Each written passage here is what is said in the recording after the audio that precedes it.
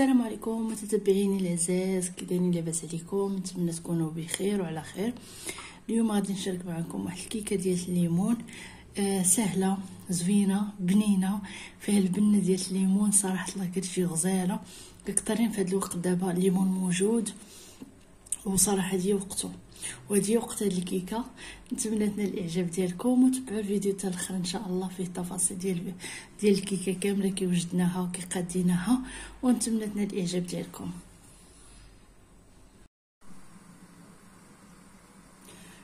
نبداو على بركه الله. كيف كتشوفوا عندي هنايا ليمونه كامله، كيف كتشوفوا غسلتها مزيان، وعندي كاس الزيت ديال العنبه كيف ديما تنقول صغير، وكاس ديال الماء، وكاس ما عامرش ديال سنيده، ولكن نتوما تقدروا تكملوا الكاس ديال سنيده تعمروه، وجوج بيضات، جوج خمارات، واحد فاني.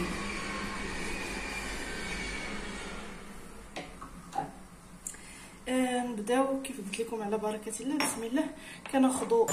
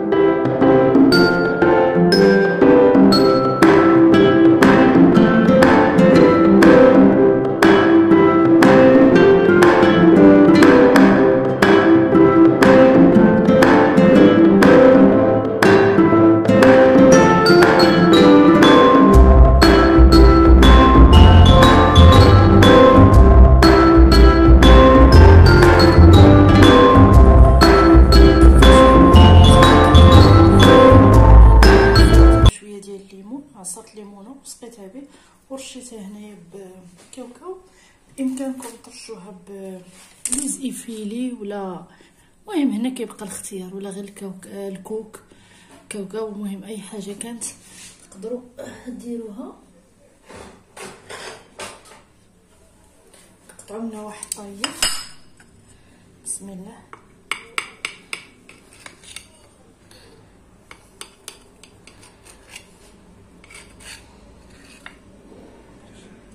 هانتوما راه كتجي زوينه كيكات الليمون. يا سلام.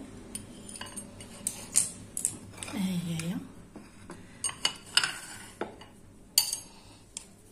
كتشمي ديك الريحه ديال الليمون عاطيه فيها من داك الشرفين. هانتوما راه كتجي مفشفشه وكتجي زوينه. نتمنى الاعجاب ديالكم وتجربوها وتردوا عليا في التعاليق ان شاء الله يا ربي.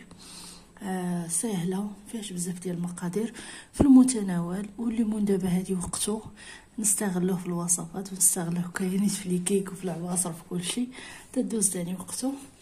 نتمنى الكيكه ديالي تنال الاعجاب ديالكم. واخا هي راه هاد المول اللي درتها فيه راه معطاهاش حقها، هي نورمالمون تجري بزاف هذاك المول اللي كيكون داير اللي كتكون فيه ديك الثقبه في الوسط هو اللي كتجي فيه زوين خير من هاد السامبل.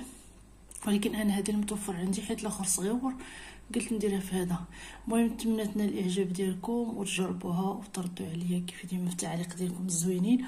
وما تنساوش تبارطاجيوها مع حبابكم وصحابكم الى عجبتكم. وخليتكم في امان الله وحفظه.